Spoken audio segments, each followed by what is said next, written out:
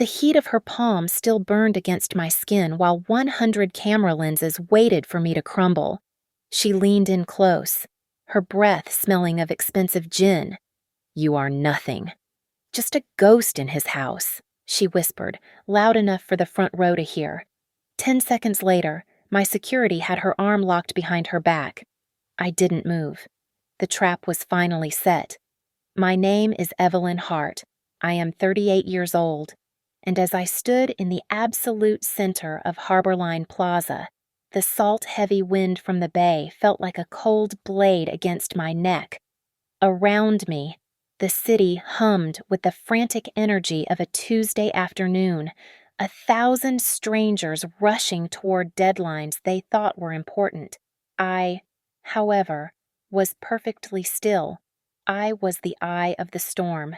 The crowd began to part, not because of me, but because of the woman marching toward me in a dress the color of fresh blood, Lena Rowe. She didn't just walk, she performed.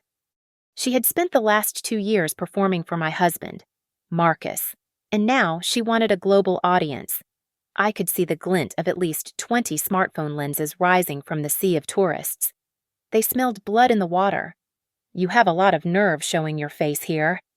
"Evelyn!" Lena screamed, her voice cracking with a practiced, hysterical edge. She stopped less than 2 feet from me, her chest heaving. "Did you think you could just freeze his accounts and walk away?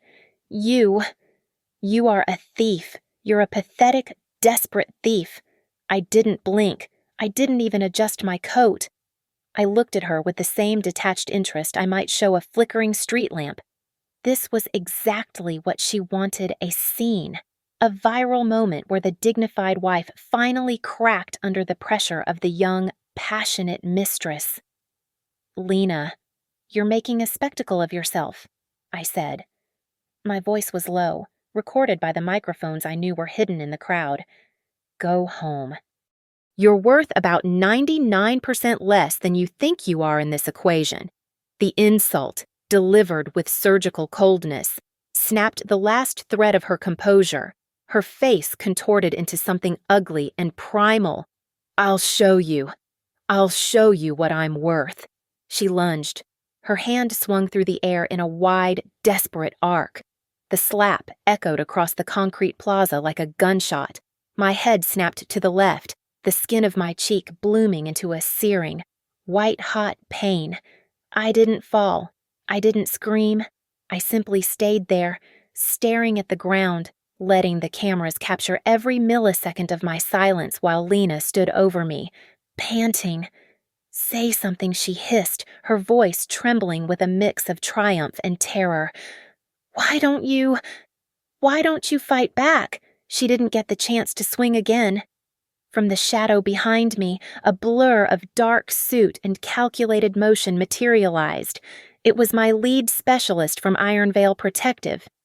He didn't rush. He simply arrived.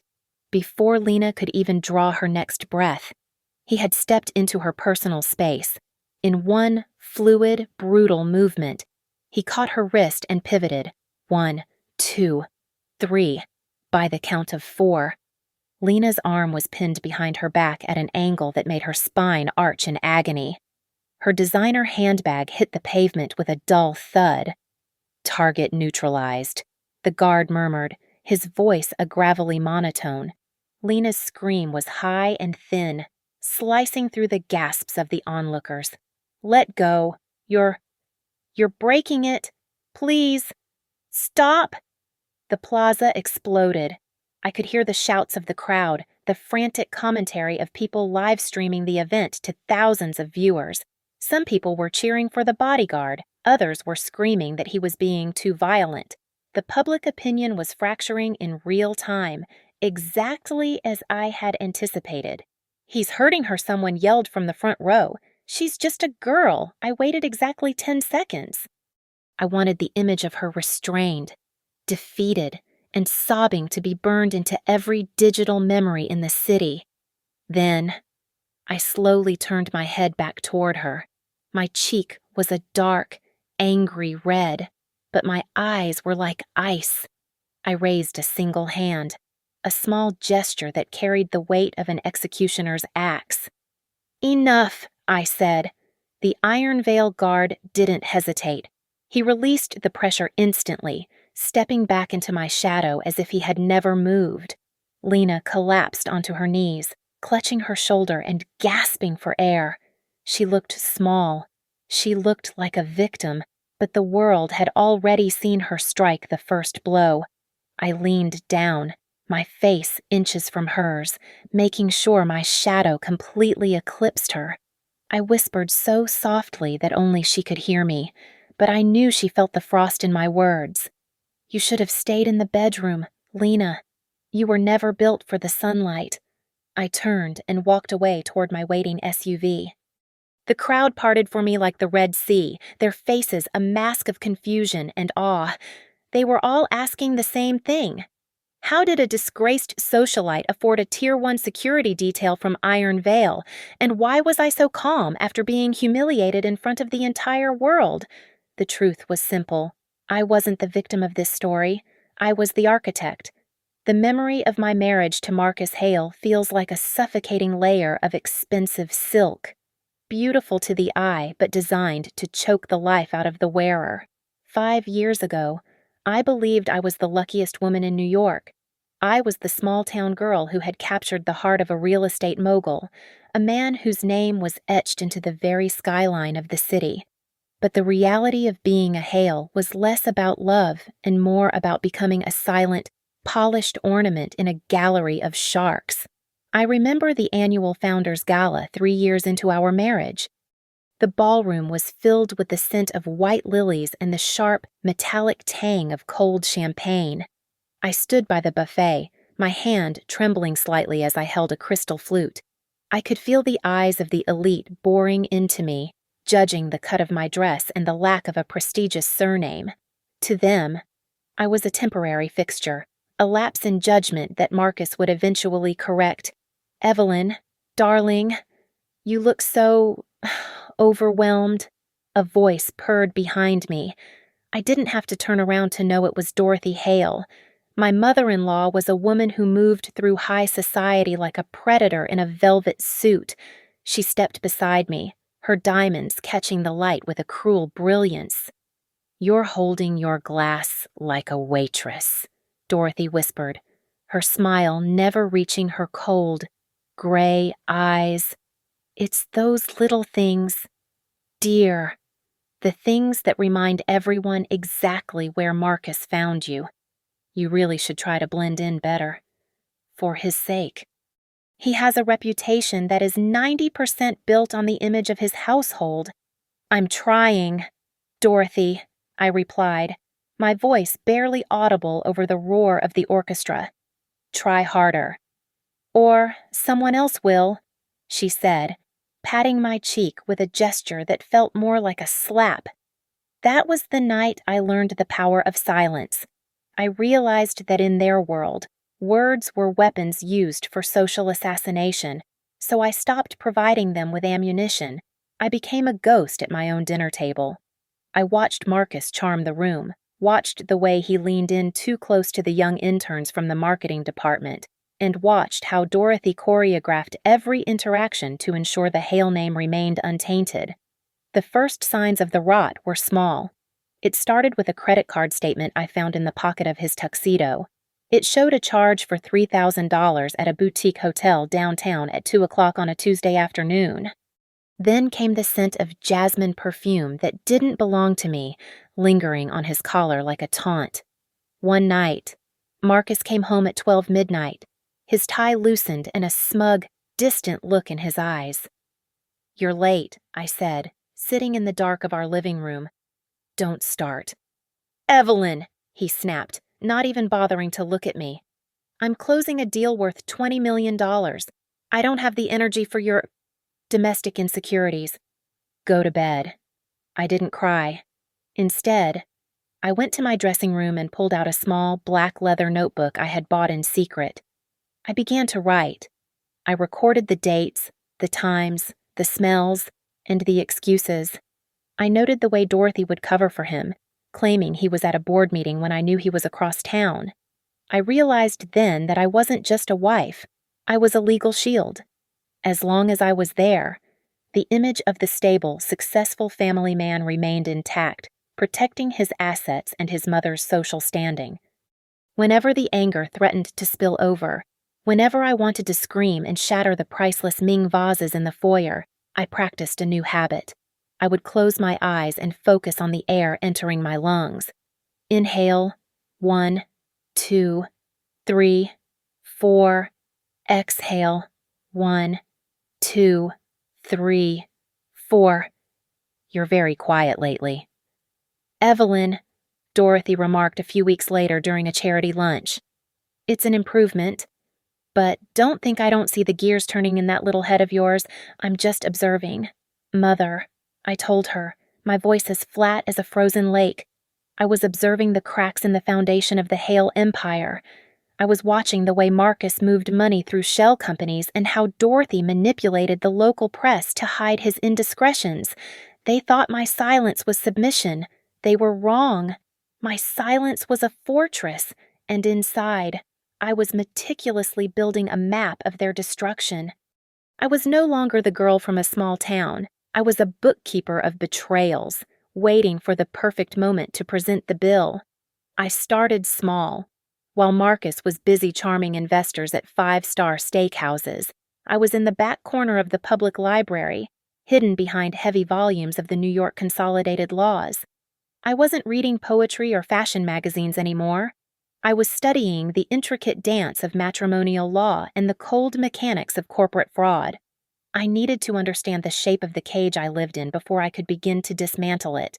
I created a cloud storage account using an encrypted email service that promised total anonymity. I titled the main folder Gluten-Free Baking Recipes.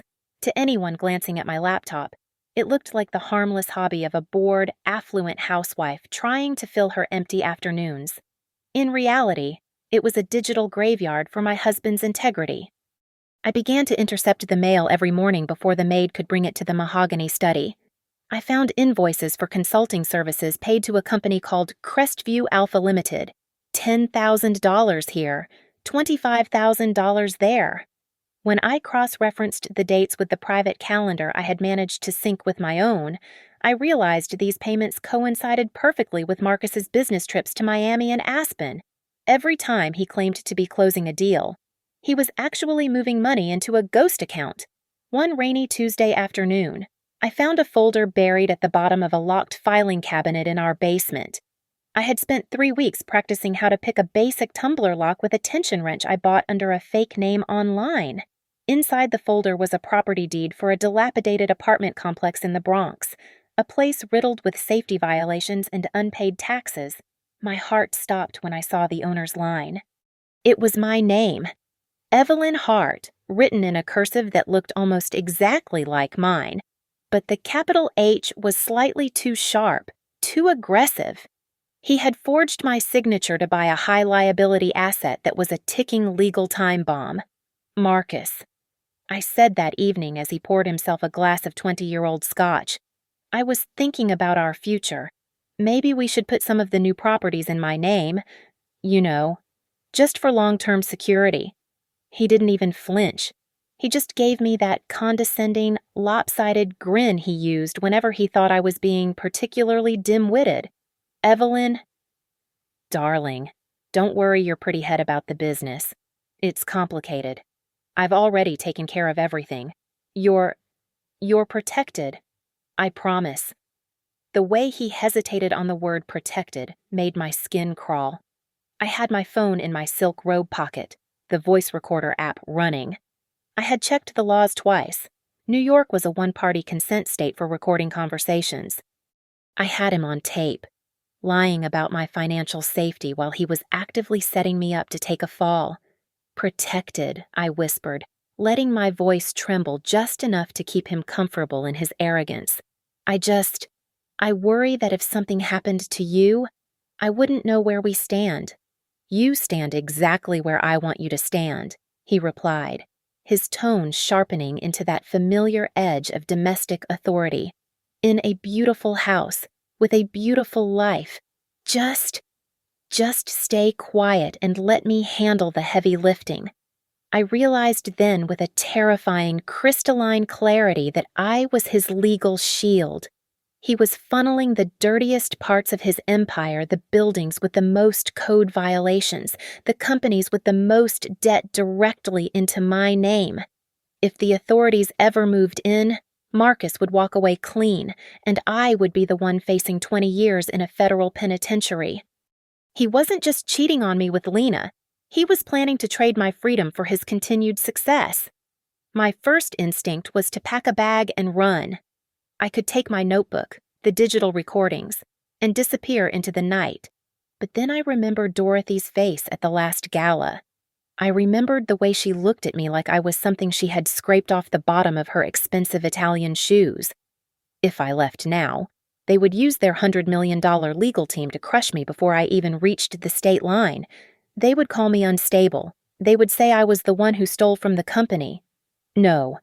Leaving was for the weak. I needed to stay until the gluten-free baking recipes folder was so heavy with evidence that it would pull their entire world into the abyss. I would play the role of the quiet, obedient wife for a few months longer. I would continue to count my breaths and collect their sins one by one. I sat at the dinner table that night, picking at a salad that cost $50, and watched my husband lie to my face about a meeting he never had. I felt a strange, cold peace settle over me. The trap wasn't just for him anymore. It was for the entire Hale bloodline. "Is everything okay?" Evelyn Marcus asked, finally noticing my silence. "Everything is perfect." "Marcus," I said, smiling back at him for the first time in months. "I was just thinking about how much I appreciate everything you've done for me." By the time autumn arrived, Lena Rowe had stopped hiding in the shadows of luxury hotels. She began appearing at the country club, sitting just 3 tables away during lunch, wearing jewelry that I recognized from Marcus's secret credit card statements. She was younger, louder, and possessed the kind of reckless confidence that comes from believing you have already won. Marcus was equally bold.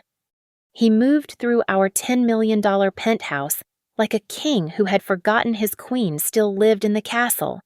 He barely looked at me anymore. And when he did, his eyes were filled with a mixture of pity and boredom. He truly believed I was the same naive girl he had married, a woman too fragile or too stupid to see the neon signs of his betrayal.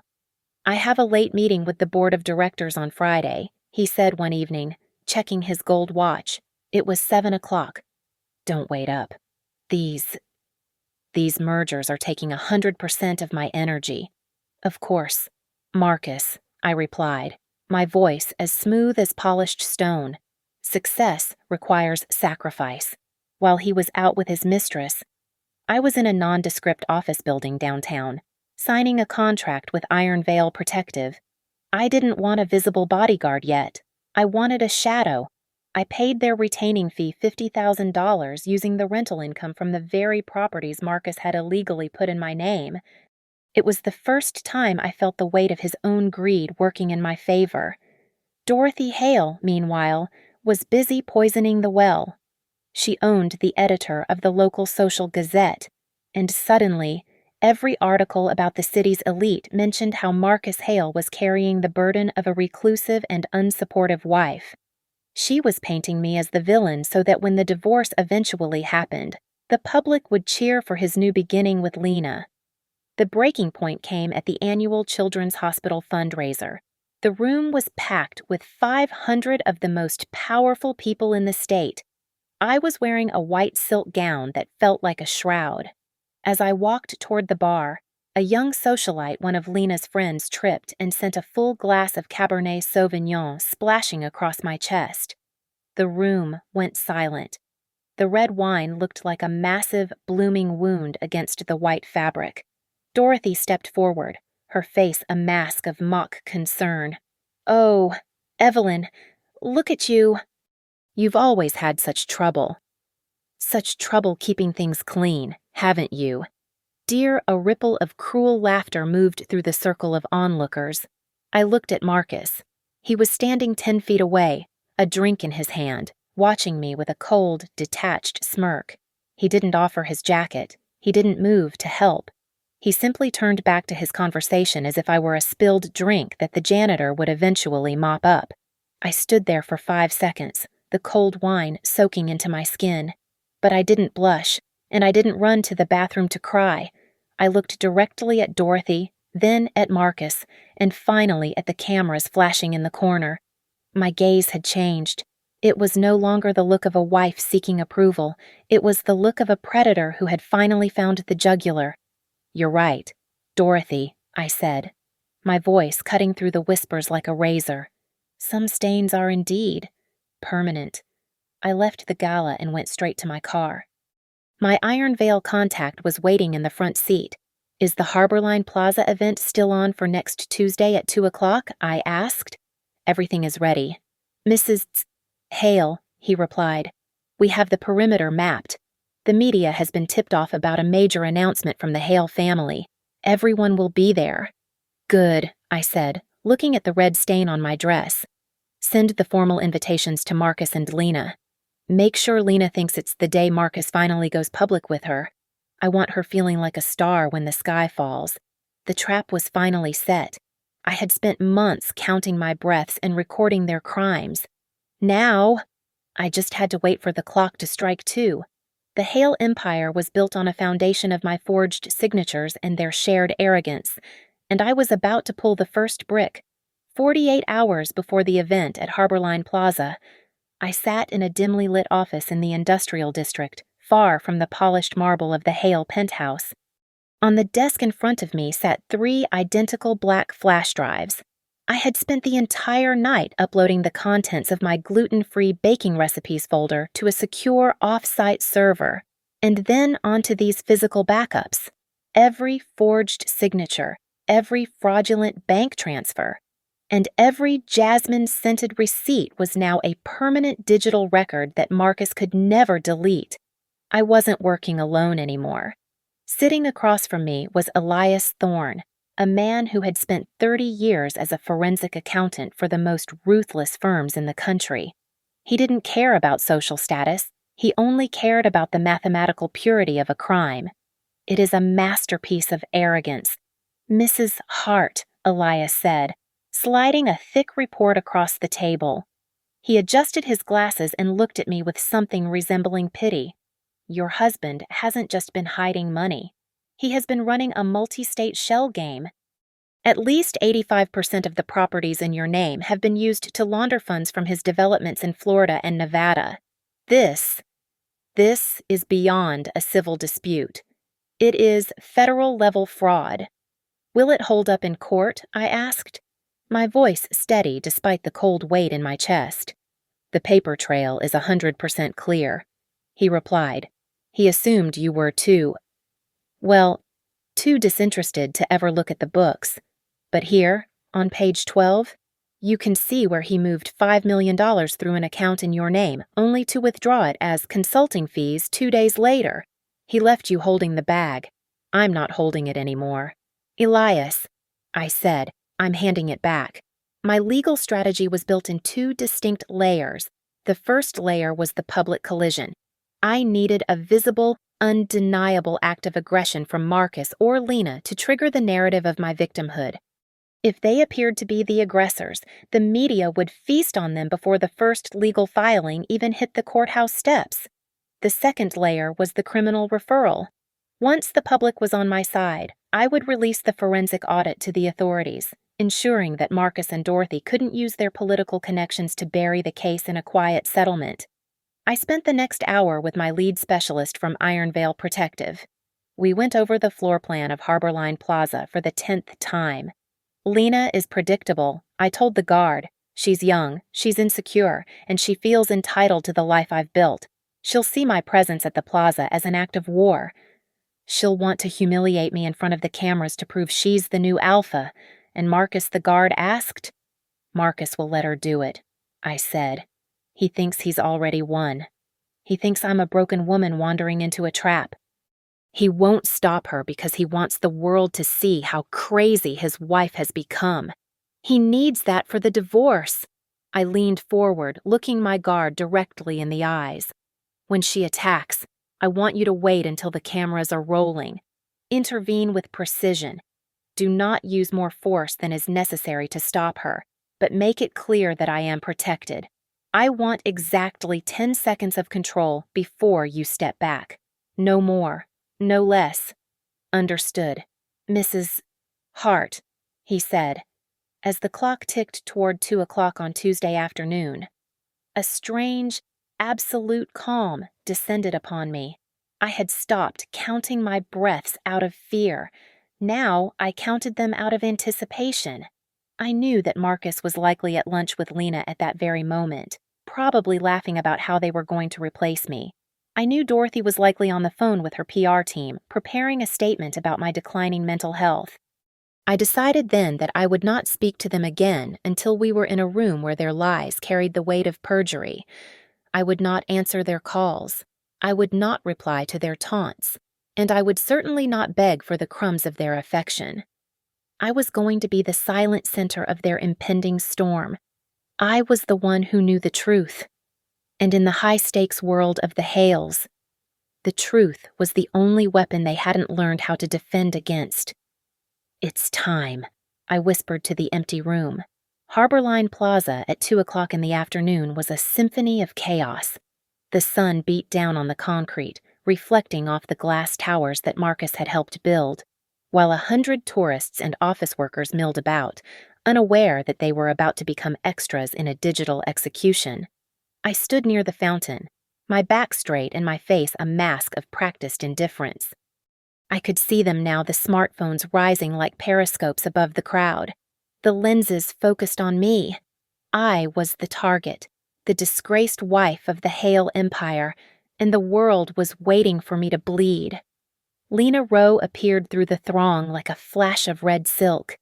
She wasn't alone. She had her own small entourage of hangers-on, all of them filming the encounter as if it were a high-stakes reality show.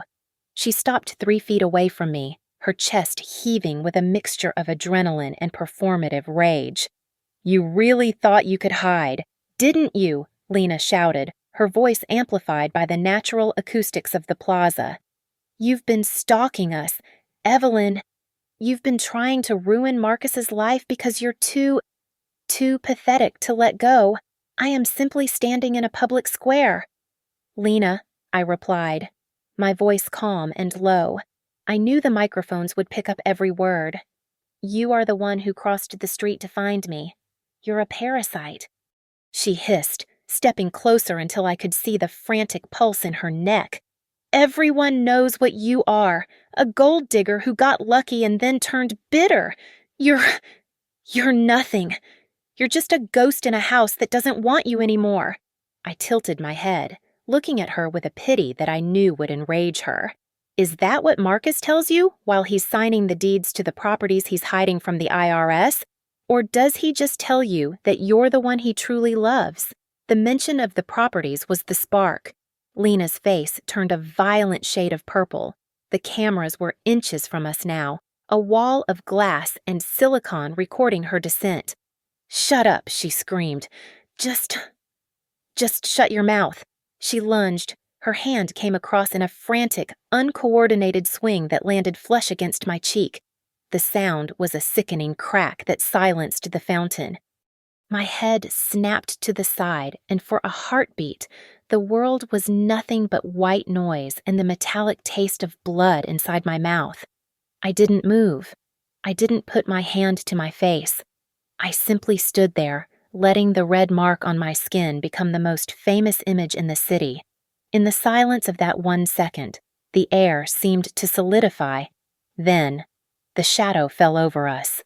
My lead specialist from Iron Veil Protective stepped from the crowd with the silent efficiency of a machine. He didn't shout. He didn't hesitate. He caught Lena's wrist mid-air as she tried to pull back for a second strike. With a single, fluid pivot of his hips, he forced her arm behind her back and drove her toward the stone ledge of the fountain. 1, 2, 3. Lena let out a strangled, breathless cry. "Get off me! You're hurting me. Help 4, 5, 6. The crowd erupted. Some were cheering. Others were screaming for him to stop, but no one intervened. They were too busy filming. The bodyguard held her at the exact angle prescribed in the Iron Veil Tier 1 manual, enough pressure to ensure total compliance, not enough to snap the bone. 7, 8, 9. Target controlled, the guard murmured, his eyes scanning the crowd for other threats. "Enough," I said. My voice wasn't a scream. It was a cold, sharp command that cut through the noise of the plaza. The guard released her instantly. He stepped back 2 paces, dissolving into my shadow as if he were part of my very silhouette. Lena collapsed against the fountain, clutching her shoulder and sobbing. The role of the aggressor had vanished in 10 seconds of high-definition footage. To the thousands of people watching the live streams, she was no longer the passionate mistress. She was an unstable woman who had attacked a silent, dignified wife and been subdued by professional security. You're a monster," Lena gasped, her voice trembling as she looked up at me. "You planned this. You did this on purpose." I didn't answer her. I didn't give her the satisfaction of a single word. I looked at the cameras, gave a brief, tragic nod to the crowd, and turned my back on her. I walked toward the black SUV waiting at the curb, the red print of her hand still burning on my face like a badge of honor. As the door closed, I looked out the tinted window at the chaos I had left behind. Lena was still on the ground, surrounded by people who were no longer smiling. The tide of public opinion had turned, and the first layer of the Hale Empire had just been stripped away. The fallout from the slap at Harborline Plaza was instantaneous, a digital wildfire that scorched the Hale reputation within 72 hours. But Marcus and Dorothy were not the types to retreat quietly into the shadows. True to their nature, they chose to double down on their arrogance. On Thursday morning, their legal team filed a defamation lawsuit against me, seeking $20 million in damages. They claimed I had orchestrated the entire incident, including the security intervention, as a calculated plot to destroy the family brand. My lawyer, Sarah Thorne, met me in a glass-walled office overlooking the city. She didn't look worried. She looked hungry. "They just handed us the keys to the kingdom. Evelyn," she said, tapping the lawsuit on the desk. "By claiming you've damaged their business, they've opened the door for us to audit every single one of those businesses. We filed our countersuit 10 minutes after theirs hit the system. We weren't just asking for a divorce. We were filing for identity theft, racketeering, and systematic financial fraud." The preliminary hearing took place on a rainy Tuesday morning. The courtroom was packed with reporters who had traded their fashion blogs for legal pads. Marcus sat at the defense table, his jaw tight and his eyes fixed on the ceiling, while Dorothy sat in the front row like a queen mother presiding over a crumbling court. Judge Miller, a man with 40 years of experience and a low tolerance for theater, looked directly at Marcus. "Mr. Hale, the plaintiff's counterclaim lists 12 separate residential properties and 3 Delaware shell companies in her name that she claims she never authorized. This court requires a full accounting of these assets by the end of this session." Marcus stood up, his voice projecting that practiced, wealthy confidence that had fooled me for a decade. "Your Honor, my wife was always kept in the loop regarding our estate. This is a clear case of buyer's remorse following a domestic dispute. She signed every document, every single one." Sarah didn't wait. She stood up and projected a series of high-resolution images onto the courtroom screens. They were the deeds I had found in the basement, side by side with my actual signature from our marriage license. "Your Honor," Sarah said, her voice cutting through the room like a blade. "We have an affidavit from one of the top forensic handwriting experts in the country. He has concluded that 98% of the signatures on these deeds are sophisticated forgeries. My client was being used as a high liability shield for properties that have over 500 outstanding building code violations." I watched Marcus. For the first time in our marriage, I saw the sweat break out on his upper lip. He leaned over to whisper frantically to his lawyer, his movements jerky and panicked. I don't know what she's talking about, Marcus stammered when the judge asked for a response. The signatures they are valid. She must have just forgotten signing them. It was a long time ago, maybe 3 or 4 years. Then perhaps you can explain the cash flow. Mr. Hale, Sarah continued, her tone dropping into a deadly whisper. Why did $15,000 move from my client's personal account to a Miss Lena Rowe every month for the last 2 years? If my client was so involved, why would she be paying her husband's mistress a salary? The room erupted. The judge banged his gavel, but the damage was done. Every camera in the hallway was already broadcasting the headline. Lena Rowe was called to the stand shortly after. She looked smaller than she had at the plaza, her bravado replaced by a visible, shaking terror. She kept looking at Marcus for cues, but he refused to meet her eyes. Miss Rowe? Sarah asked, stepping toward the witness stand. Did you know the money you were using for your apartment and your car was being funneled through Evelyn Hart's name? Lena's bottom lip trembled. She looked like she was about to collapse. I didn't ask where it came from. Marcus said he said it was just a business expense. I didn't know it was her. I didn't know. By the time we walked out of the courthouse, the narrative had completely flipped. The woman the media had called a bitter recluse just 3 days ago was now being hailed as a tactical genius who had survived a financial execution. The Hales weren't just losing a wife, they were losing the illusion of their integrity. As I moved through the sea of flashing lights, I didn't say a word. I simply looked into the nearest lens and smiled. The courtroom was silent as Sarah Thorne walked toward the jury box, holding a stack of documents that smelled like a dying empire. The afternoon sun, hitting the mahogany tables at exactly 4 o'clock, seemed to strip away the last of the Hale family's polish. For years, they had operated in the high-definition light of social galas and ribbon-cutting ceremonies. But now, the forensic audit was shining a much colder light on their foundations. Your Honor, Sarah said, her voice echoing through the vaulted ceiling. We have discovered that the properties my client supposedly owns, the ones Marcus Hale claims she was so involved in, are not just financial burdens. They are death traps. Harborline North, a complex currently housing 65 families, has over 40 outstanding fire safety violations. These violations were suppressed through a series of payments made to local inspectors, payments that were authorized by Dorothy Hale herself. A collective gasp moved through the room. I looked at Dorothy. Her face had gone from a pale porcelain to a sickly, mottled gray. She opened her mouth to speak, but only a dry, rasping sound came out.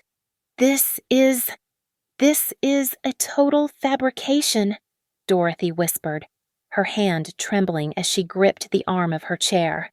I have done nothing but protect this family's name for 40 years. The paper trail says otherwise. Dorothy, Sarah replied, slamming a file onto the desk.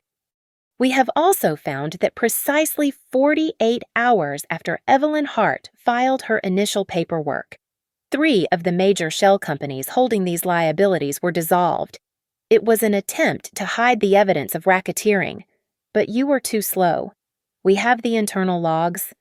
Judge Miller leaned forward, his expression carved from granite. Based on the evidence of systematic fraud and the clear risk to public safety, I am ordering an immediate freeze on all accounts associated with the Hale Group and the personal assets of Marcus and Dorothy Hale. This freeze is 100% effective as of this second. Marcus stood up so quickly his chair screeched against the floor.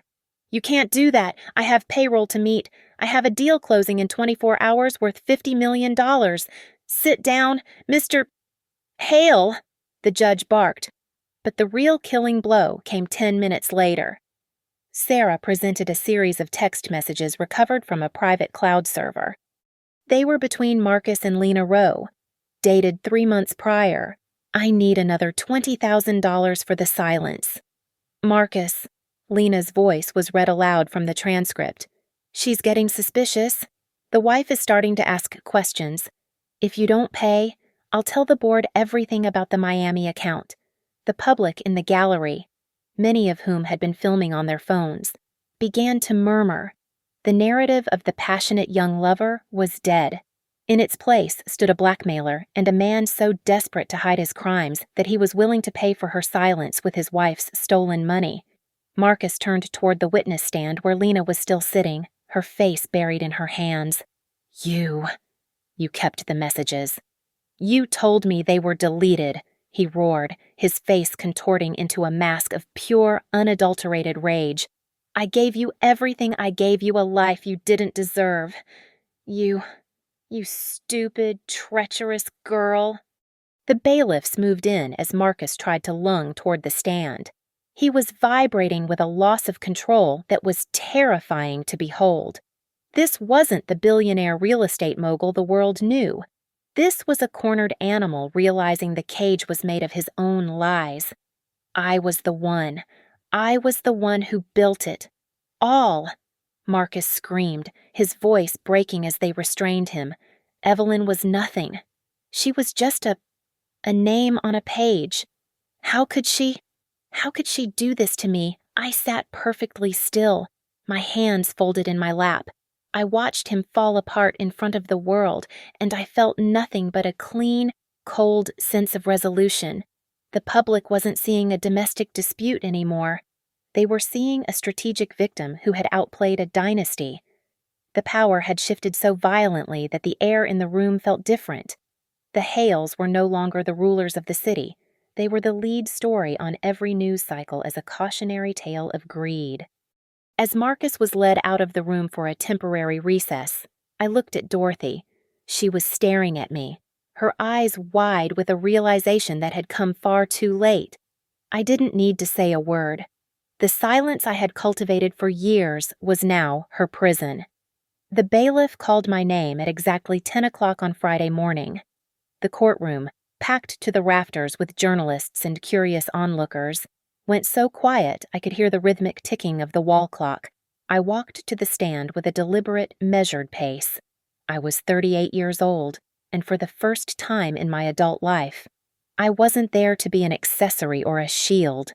I was there to be the witness of my own life. Mrs. Hart, Judge Miller said, his voice softer than it had been with Marcus. The court has reviewed the forensic evidence, but we need to hear from you. Did you have any knowledge of the $20 million moved through the Crestview Alpha accounts between June of last year and today? No, Your Honor, I replied. My voice was clear, lacking the tremors they expected from a woman who had been publicly humiliated. For 10 years, my identity was treated as a corporate asset. I was never consulted on these transactions. I was simply presented with stacks of documents during dinner or late at night, told they were for our family's security. I trusted the man I married, and he used that trust to turn me into a legal ghost.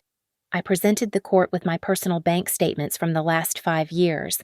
While Marcus was laundering millions, my personal spending had remained consistent with a modest administrative salary. I hadn't bought yachts or offshore estates. Every dollar Marcus had stolen from the residents of his crumbling buildings had either gone back into his shell companies or into the luxury lifestyle he provided for Lena Rowe. I had gained 0% from his crimes, while he had gained everything. The tension in the room spiked when Marcus was recalled to respond to a specific recording Sarah Thorne had entered into evidence.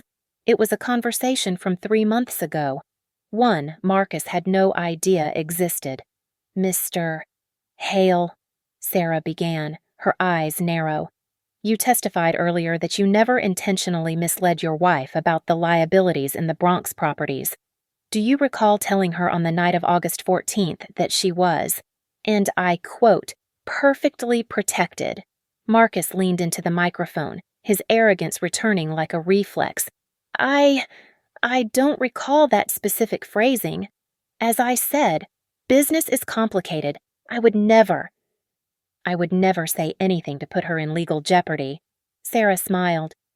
It was the smile of a shark that had just found a wound. She pressed play on the recording. You stand exactly where I want you to stand. Marcus's voice boomed through the courtroom speakers, distorted but unmistakable. In a beautiful house, with a beautiful life. Just stay quiet and let me handle the heavy lifting. Marcus went pale. His mouth opened and closed, but no sound came out. He looked at the judge, then at me, and finally at the gallery. The lie was exposed in his own voice, played for every news outlet in the state. It's a fabrication, Marcus suddenly yelled, his composure finally shattering. She manipulated that tape. She's been plotting this for years. She's a cold, calculating monster. Sit down, Mr. Hale, the judge roared, banging his gavel 3 times. Next, Sarah turned her attention to Lena Rowe. The younger woman looked like she was vibrating with terror. Miss Rowe, Sarah said. At Harborline Plaza, you slapped my client in front of dozens of cameras. Was that an act of passion? Or were you instructed to create a scene that would make Evelyn Hart look mentally unstable before this audit could go public? Lena looked at Dorothy Hale, who was sitting in the front row. Dorothy's eyes were fixed on the girl with a terrifying intensity. I just wanted her to stay away, Lena stammered, her voice cracking. She was stalking us. I was scared. You were scared, Sarah challenged. Or were you promised a 5% stake in the New Jersey development if you could help Marcus paint his wife as a villain in the press? This is an outrage, Dorothy Hale suddenly screamed, standing up from her seat. Her face was a mask of fury, the refined socialite completely gone. My son is a visionary. This peasant is trying to steal 40 years of our hard work, Judge. You cannot let this continue, Mrs. Hale. One more outburst, and I will have you removed and charged with contempt, Judge Miller barked. Dorothy sank back into her chair, her chest heaving, her eyes darting around the room as she realized the cameras were no longer her friends. They were recording her collapse. The judge looked at the clock. It was nearly 5 o'clock. He looked at the mountains of evidence, the forensic reports, and the broken people sitting before him. This court will recess for 1 hour, Judge Miller announced. I will return with a preliminary verdict regarding the freeze of assets and the criminal referrals. As the judge retreated to his chambers, the courtroom remained in a state of suffocating silence. No one moved. Marcus sat with his head in his hands. Lena was sobbing quietly, and Dorothy was staring at the floor as if she could see the empire sinking through it. I sat perfectly still, counting my breaths. 1, 2, 3, 4. The storm had arrived, and for the first time in a decade, I wasn't the one caught in it. I was the one who had called the wind. The clock on the courtroom wall struck 6 o'clock with a heavy, final thud. Judge Miller returned to the bench, his expression as cold and unforgiving as the laws he spent his life upholding. The silence in the room was absolute, a heavy shroud that made the sound of Marcus's frantic breathing seem like a roar. My husband looked 10 years older than he had that morning, his silk tie crooked and his eyes bloodshot with the realization that his empire was a house of cards. Based on the forensic evidence provided, Judge Miller began, his voice echoing through the vaulted chamber. This court finds that Marcus Hale and Dorothy Hale have engaged in a systematic and calculated pattern of financial fraud, identity theft, and racketeering. The evidence of 100% intent to deceive is overwhelming. I felt a ghost of a shiver run down my spine, but I didn't move. I remained as still as a statue while the judge turned his gaze toward me. Furthermore, the court finds that Evelyn Hart was a victim of coercion and sophisticated identity theft. Her signatures were forged to shield the Hale Group from over $5 million in safety liabilities and illegal transfers. Effective immediately. Evelyn Hart is cleared of all legal and financial responsibility for the fraudulent debts incurred in her name. Sarah Thorne gripped my hand under the table, her pulse steady and strong. "We won," she whispered, but I didn't need to be told. I could feel the invisible chains that had bound me for a decade simply evaporate. The judge continued with surgical precision.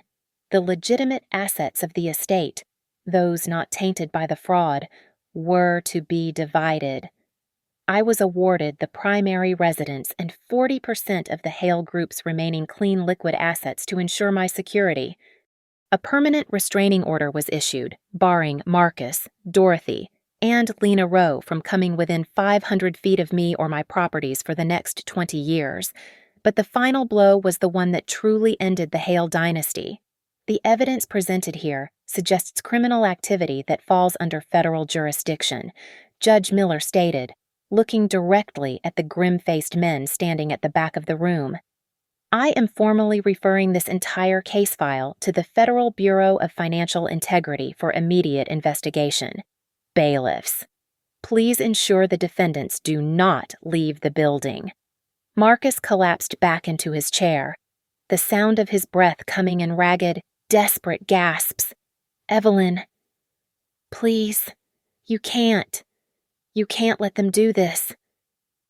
I built everything for us. For our future." I looked at him, and for the first time, I didn't see the man who had controlled my life. I saw a small, hollow person who had traded his soul for a skyline.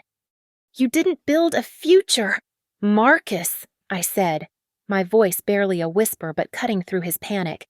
"You built a prison. I'm just the one who opened the door." Lena Rowe was sobbing loudly now, her head on the table, her social status dissolving into the puddle of her own tears. She had wanted to be a Hale, but she had arrived just in time to watch the name become a synonym for disgrace. Dorothy sat next to her, staring straight ahead with wide, vacant eyes, her silence finally matching mine. As the federal agents moved in to take their statements, I stood up and smoothed my coat. I didn't wait for the press. I didn't wait to see Marcus led away. I walked out of the courtroom, my heels clicking a steady rhythm on the marble floor. Outside, the sun was setting, painting the city in shades of gold and deep violet. A wall of photographers and reporters waited at the bottom of the steps, their flashes ready to capture the triumphant wife. They wanted a quote, a tear, or a smile. They wanted a climax to the drama they had been consuming for weeks. I didn't give it to them. I pulled my sunglasses from my pocket and put them on, hiding my eyes from their lenses. I walked past the microphones without a single word, my face a perfect, unreadable mask. I had spent 10 years being the person everyone looked at but no one truly saw. Now, I was choosing to be invisible on my own terms. I stepped into the back of a nondescript black car, not the one Marcus had bought, but one I had hired with my own resources. As the driver pulled away from the curb, leaving the shouting reporters and the crumbling Hale empire behind, I finally let out a long, slow breath. Inhale. 1, 2, 3, 4. Exhale. 1, 2, 3, 4. For the first time in my life, the air belonged entirely to me. Thank you for listening to this story. Please let us know in the comments where you are listening from so we can connect and share our thoughts together. We invite you to subscribe to the Lily Revenge Stories channel, like this video, and support us by hitting the hype button so this story can be heard by even more people.